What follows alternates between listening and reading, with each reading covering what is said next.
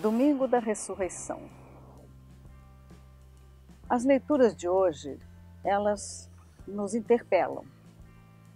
Nos Atos dos Apóstolos, a gente vê Pedro chegar na casa de Cornélio, que era um pagão.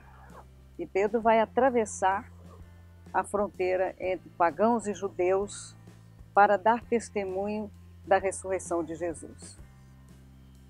Pedro toma coragem porque um pouco antes ele tinha tido um fato curioso, uma espécie de um sonho em que foi revelado a ele que Deus não discrimina as pessoas. Mesmo que a pessoa seja de outra religião, de outra cultura, de outro povo, Deus atravessa essas diferenças. Trata todos bem, desde que as pessoas tenham um comportamento de respeito pela vida, ou seja, as pessoas devem ser tementes a Deus e devem ser preocupadas com a questão da justiça, devem ser justas, amorosas. Então, como Cornélio era uma pessoa muito querida na cidade de Cesareia, Pedro vai entrar na casa dele e vai ter coragem de falar para aqueles pagãos que estavam ali em comunidade. Chegando então, Pedro começa a dar o seu testemunho. E ele diz, segundo os Atos dos Apóstolos: nós somos testemunhas de tudo que fez Jesus na Judéia e em Jerusalém. Mataram-no, pendurando-o num madeiro, mas Deus o ressuscitou ao terceiro dia e fez que aparecesse não a todo o povo, mas às testemunhas designadas de antemão por Deus, ou seja, a nós que comemos e bebemos com ele depois que ressuscitou dos mortos. Então, Pedro fala várias vezes do testemunho que ele está dando e que os primeiros cristãos estavam dando a respeito de Jesus. Era fácil testemunhar que Jesus tinha pregado, tinha ajudado muita gente, tinha curado muita gente e tinha sido morto. O que não era fácil era dar testemunho da ressurreição. Que mistério era esse da ressurreição? Esse mistério vai ser esclarecido mais um pouco no Evangelho de João. Então é aí que entra o Evangelho de João. Importante lembrar que o Evangelho de João corresponde ao Evangelho do discípulo amado, aquele que Jesus amou, né, e que chamou para ser um dos seus apóstolos.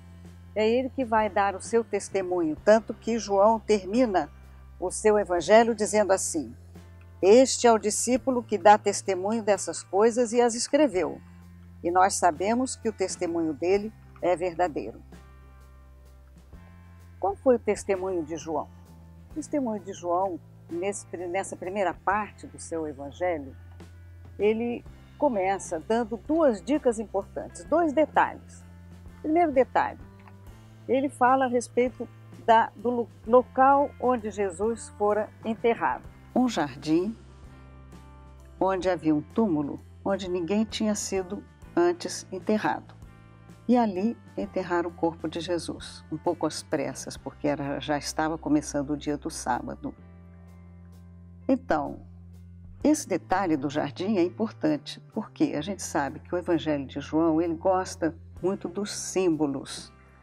O símbolo do jardim nos remete ao primeiro capítulo do Gênesis, lá quando Deus cria o mundo, né, e que cria um jardim onde ele vai colocar o ser humano.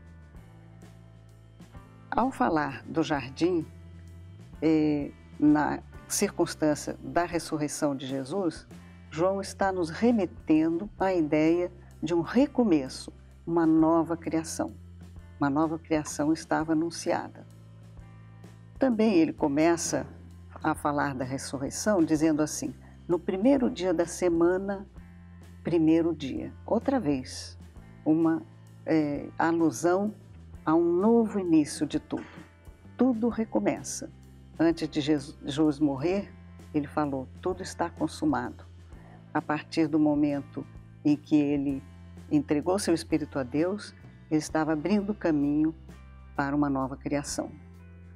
Um outro detalhe importante é que essa ideia do jardim nos remete também ao Cântico dos Cânticos, que é um canto, né, uma troca de cânticos entre amado e amada. E esses dois percorrem um grande jardim, um pomar, né, onde havia muitas flores, havia muitos frutos. Então essa ideia do jardim volta. E volta a ideia de uma relação amorosa.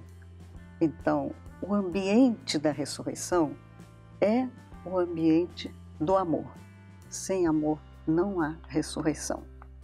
Então, voltando ao texto de João, ele reporta que Maria Madalena foi de manhã bem cedinho, né, quando ainda estava escuro, veja só, no limiar entre a morte e a vida. Ela vai ao túmulo e chega lá e encontra a pedra enrolada, então o túmulo estava aberto. Ela nem chega a entrar, ela deduz que o corpo de Jesus tinha sido retirado de lá, talvez roubado. E muito aflita, ela vai correndo chamar os discípulos mais próximos de Jesus, Pedro e o discípulo amado. Os dois também vão correndo para o sepulcro e o discípulo amado chega primeiro, mas deixa Pedro entrar primeiro. Então o texto diz que só depois de Pedro entrar, aí o discípulo amado também entra. E o que ele viu ali? Ele viu um túmulo vazio, uns panos no chão, o sudário enrolado à parte. Mas e o corpo de Jesus? Teria sumido o corpo de Jesus? E o texto, curiosamente, diz: ele entrou, viu e creu. Mas ele não viu Jesus, o corpo de Jesus, ele não viu o ressuscitado, ele viu um vazio, uma ausência. Então aqui é que ele fez toda uma relação com a Sagrada Escritura anterior, que dizia que o Messias deveria ressuscitar, que o Filho de Deus deveria ressuscitar, e que esse Deus em quem se acreditava em todo o Antigo Testamento era um Deus que, conforme o Cântico dos Cânticos, representa o amor. E o amor é forte como a morte. No caso aí, o amor é mais forte do que a morte, capaz de fazer renascer a vida da morte. Essa experiência de João, ou seja, do discípulo amado, da ressurreição, a partir do não ver, é muito importante. Os outros discípulos acreditaram depois das aparições de Jesus ressuscitado, mas o discípulo amado acreditou sem ver, antes de ver Jesus ressuscitado. E todo o seu evangelho, ele faz um pouco um jogo entre as expressões ver e não crer, não ver e crer. Por isso é que no final ele vai relatar o episódio de São Tomé, que quis ver para crer. E aí Jesus responde a ele: você acreditou porque você viu. Mas felizes aqueles que não viram e acreditaram. Então, isso resume muito o evangelho do discípulo amado, o evangelho de João, que de alguma forma estava pensando em nós, leitores e leitoras do seu evangelho. Não vimos e acreditamos.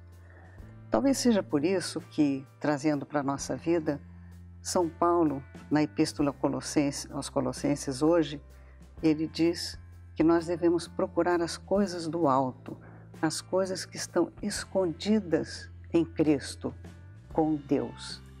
Então, essas coisas escondidas são, de alguma forma, aquilo que a gente hoje deve descobrir misturado na nossa realidade. Nós não vemos muitas coisas que nós gostaríamos, não vemos o amor triunfar, não vemos a paz reinar, não vemos a justiça prevalecer, mas temos que criar olhos novos, treinar nossos olhos para poder ver tudo isso acontecendo devagarinho, meio que escondido, meio que disfarçado. É o reino de Deus. O reino de Deus que é como semente e a gente deve descobrir por onde ele está passando para fazer com que essa semente possa frutificar, possa desabrochar.